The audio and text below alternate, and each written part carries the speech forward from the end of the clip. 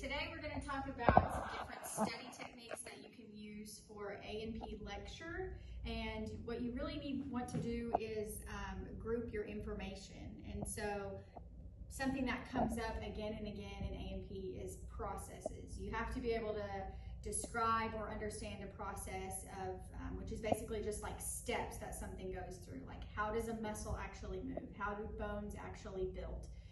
How does a synapse work in the brain? And so one of the easiest ways that I've found that people can study that is to write it all out on sticky notes and then start to put them in order. And this is going to help you a lot because when you're first writing it down, you're already making that connection of what it is from the PowerPoint. You would use a PowerPoint and you would write the steps out. And so how I've set this up is the process we're talking about is called negative feedback, which basically just means something has happened in the body to change the normal state and you're trying to get it, what is the process to get it back to its normal state? And that kind of process looks different for some different problems that are going on, but the steps are exactly the same. So the first thing that I would do is I would write out all the steps of negative feedback on sticky notes. So you've got some sort of stimulus, you've got a sensor that comes along, you've got a control center, and you've got an effector, and then you have some sort of result. You would get all of these steps directly off of the PowerPoints on your Moodle page. And the first thing you really would have to do is memorize these steps in this order. So you write them down on sticky notes, put them up in order, check your notes, see if it's correct, mix them up and do it again over and over and over. But then you want to build off of that. You want to be able to understand, well, what does that actually mean? Not just memorizing the steps.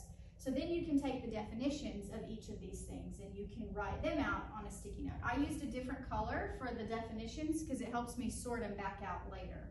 So then I'm going to say, all right, so the example I used was your body's gotten overheated and it's trying to cool itself down.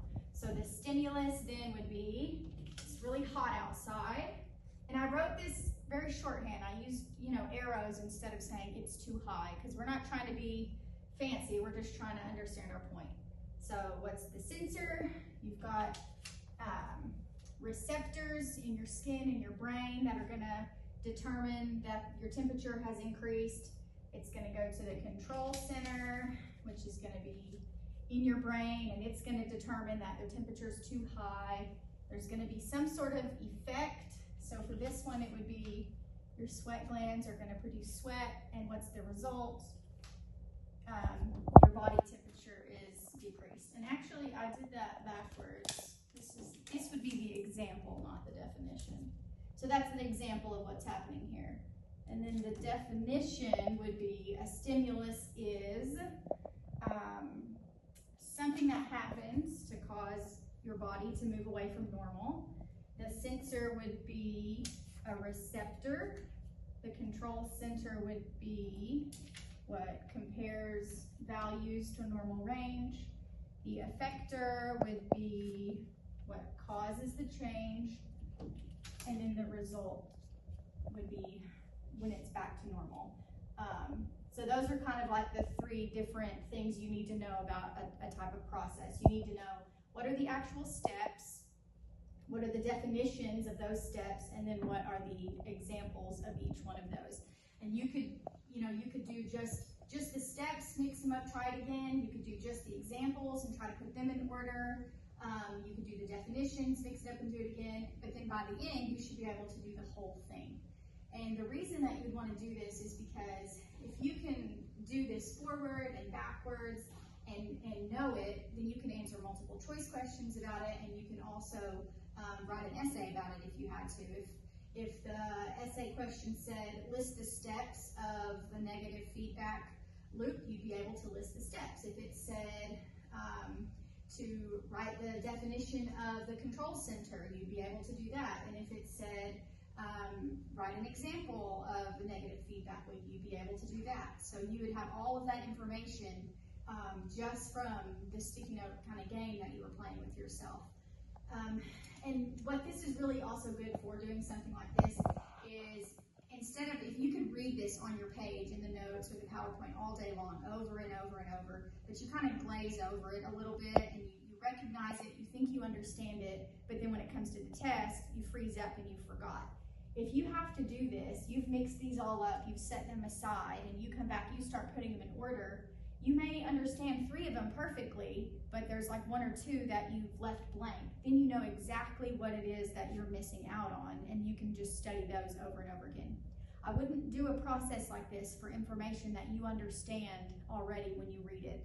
This is for like a big concept that is going to help you answer kind of a lot of questions, something that you really don't understand but that you need to know thoroughly.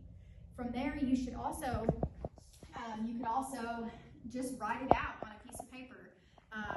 This information, all of this came from several different slides. And so this is kind of my way of condensing it into what's most important and making it really interactive. You could do the same kind of thing. You could write all of the steps on one side, the definitions, and then the examples that go along with it. It helps. I know a lot of times people say, I studied for hours and hours and I still don't understand the information. And my answer to them is, you probably weren't really studying in all of that time. You were probably looking at it and getting sidetracked, and you were just kind of recognizing it. You weren't necessarily retaining the information. And so if you do it this way, I would suggest to someone, put it up, check your notes, make sure it's correct, and then, you know, walk away, go and do your laundry, wash the dishes, whatever, pet the dog, come back and do it again. And that way, and make sure that later on you can still do it. Maybe come back the next day, make sure every time you walk past it, make sure that you can still put the information together. Because if you can't, then you're definitely missing something.